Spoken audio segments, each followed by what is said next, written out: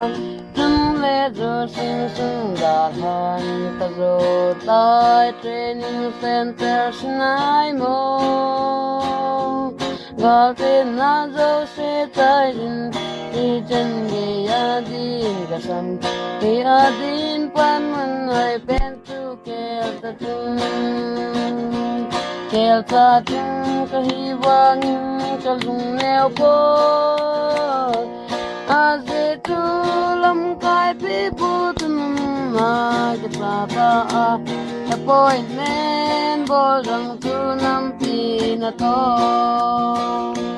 loy khanin am sidin din vota wa loy jong din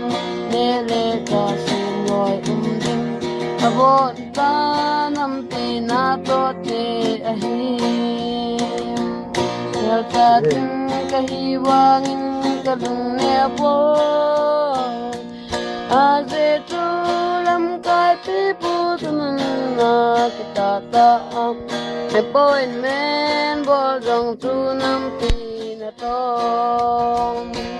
Kayaltatin katolting le lano him gel palo Silong ahong lang di puri hotel